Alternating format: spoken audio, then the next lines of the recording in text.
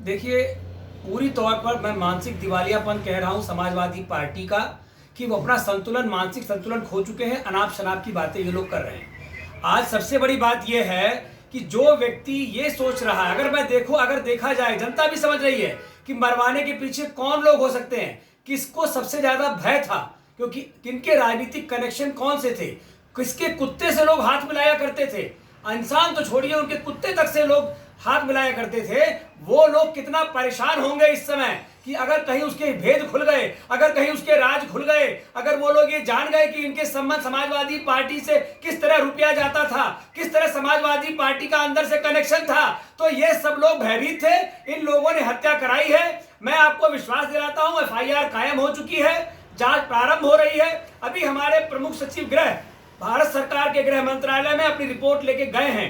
यह सरकार दूध का दूध, पानी का पानी करेगी, और जिसने भी इस हत्या को अंजाम दिया है उन्हें बख्शा नहीं जाएगा, चाहे वो कितना ही ताकतवर क्यों ना हो। कोई इधर उधर की बात करके बच नहीं सकता। मानसिक दिवालियापन मैंने इसलिए कहा, इन्होंने कहा जय श्री राम का नारा लगा के गोली मार दो। क्या राम का नारा सांप्रदायिक है? क्या राम का नारा विभेदकारी है? क्या राम को उन्मादी बताना चाहते हैं आप? देखिए, सवाल, इन्होंने कहा कि वो जय श्री राम का नारा लगाने का मतलब भाजपा से है, तो क्या सांप्रदायिक है राम का नारा लगाना? क्या राम का नारा लगाना उन्मादी है? राम का नारा कोई अपने लिए लगाता है। राम का नारा लेकर के ही जय श्री राम करके रावण का अंत किया था। रावण का अंत करने वाले हनुमान ने भी लगाया था। तो ये देश आस्था का देश है। यहां पर राम को उन्मादी बताने वालों को माफी मांगनी पड़ेगी, अभी जनता से माफी मांगनी पड़ेगी। अभी ये मानसिक दिवालियापन के शिकार हो चुके हैं, इनको अपना इलाज कराना चाहिए या शांतिमय ढंग से रहना चाहिए।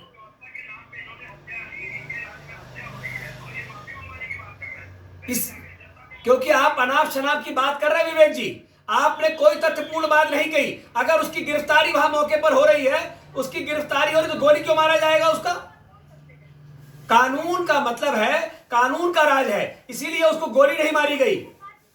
आपको तकलीफ इसलिए हो रही है कि वो पकड़ा क्यों गए, अपराधी पकड़े क्यों गए, गोली क्यों नहीं मारी गई। अब वो पकड़े गए हैं तो बता देंगे कि हम कहां से आए थे, किसने हमको भेजा था। ये भय आपको सता रहा है, इसी भय से आप भयभीत हैं।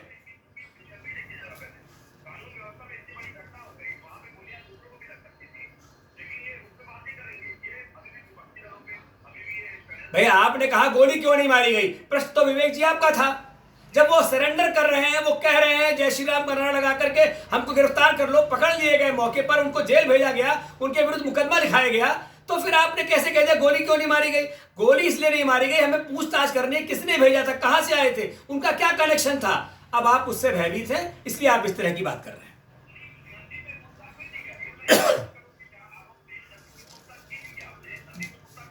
बिल्कुल हो रही है, संज्ञान ले लिया गया है, और कौन किसको क्या उधार देता है, कौन किसको लेता है, दोनों की स्वीकार्यता होती है। यह प्रकरण है, इस प्रकरण की भी जांच हो रही है। एक एक प्रकरण की बारीकी से जांच की जा रही है, किसके क्या कनेक्शन है, उसको बख्शा नहीं जाएगा।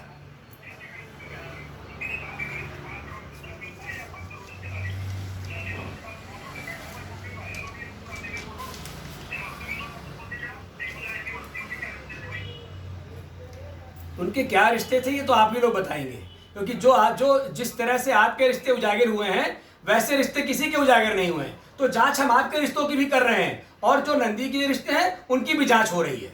बख्शा कोई नहीं जाएगा। एक अपराधी मारा गया है, और अपराधी के मारने पर उसके ऊपर आप प्रश्न उठा सकते हैं कि उसकी हत्या कैसे की गई है, लेकिन आप यह प्रश्न उठा सकते हैं कि वो क्यों मारा गया है।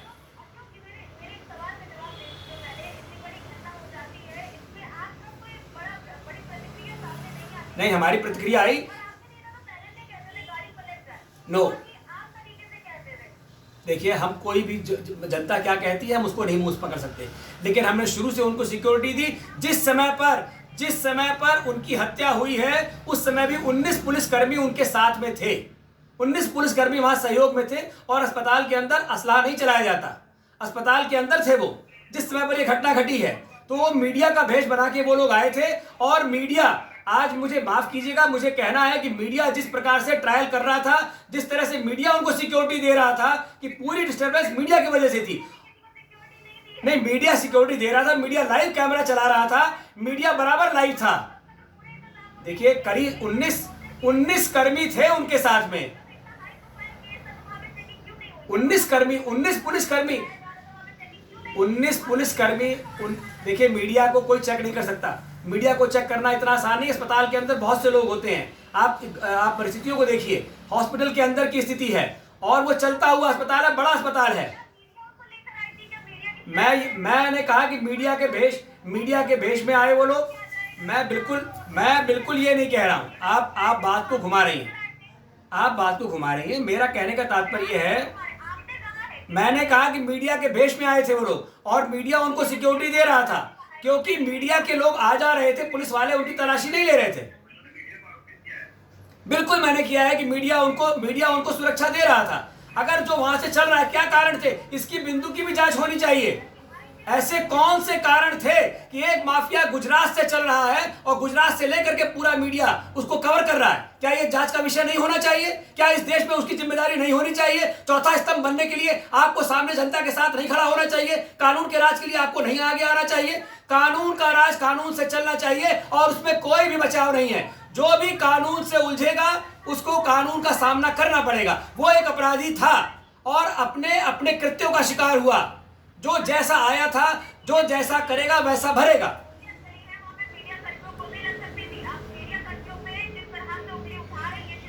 मैं 19 पुलिसकर्मी की बात कर रहा हूं कि 19 पुलिसकर्मी थे। क्या पुलिस वालों को गोली नहीं ले सकती थी? लेकिन पुलिस गोली नहीं चला सकती थी, क्योंकि अस्पताल के अंदर का मामला था। पुलिस तो अस्पताल का मामला था। आप परिस्थितियों को समझिए।